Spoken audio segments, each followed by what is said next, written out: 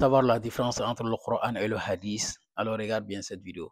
Bismillah ar-Rahman ar-Rahim. يقول الله تعالى في كتابه الكريم وإذا جاءك الذين يؤمنون بآياتنا فقل سلام عليكم كتب ربكم على نفس الرحمة تمسكت بالإسلام لا بالمذاهب ولست إلى غير الكتاب بذاهب. Ils vous ont dit depuis très très longtemps que le Coran seul ne peut pas guider quelqu'un. Quand on est rentré dans le Coran, Allah nous répond dans Surat 17, verset 9. Inna hazal Qur'an yahdi. Allah subhanahu wa ta'ala dit, ce Coran-là guide vers le meilleur chemin. Mais ils ont dit que non, le Coran ne peut pas guider quelqu'un. Quand on regarde Surat 7 aussi, verset 50, Allah subhanahu wa ta'ala dit, وَلَقَدْ جِئِنَاهُمْ بِكِتَابٍ فَصَّلْنَاهُ عَلَى عِلْمٍ هُدًى. Nous les avons apporté un livre. Nous avons détaillé avec la connaissance, avec la sagesse. Hudan, un guide. Wa rahma, et miséricorde pour les gens qui croient. Allah ne parle pas de tout le monde, pour ceux qui croient. Et quand on regarde Surat 13, verset 1, Allah subhanahu wa ta'ala dit ceux qui croient, ils ne sont pas beaucoup. Donc là, on a compris que ce n'est pas le nombre qu'Allah compte.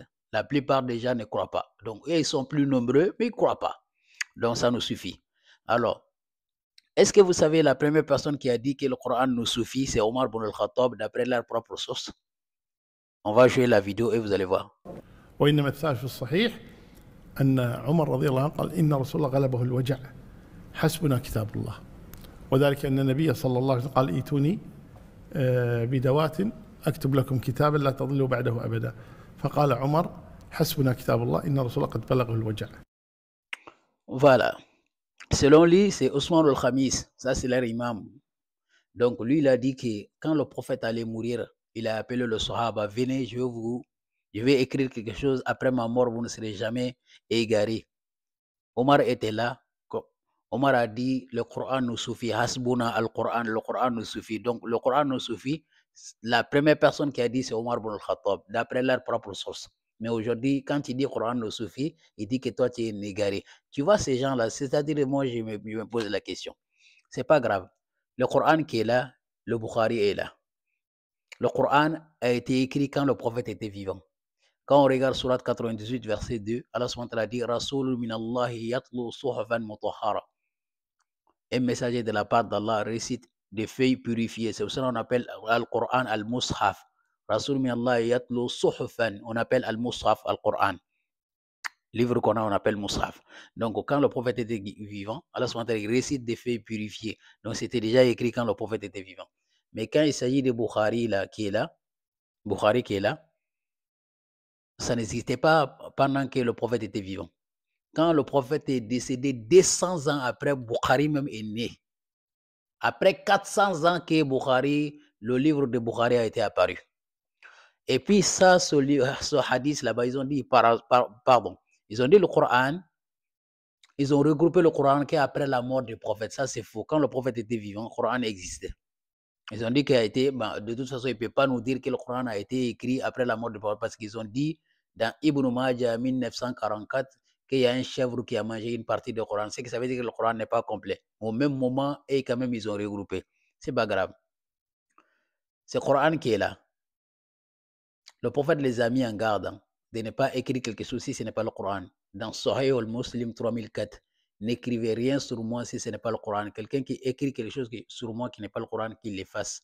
C'est dans leur propre hadith. Comme eux, ils ont dit qu'ils ont regroupé le Coran par peur.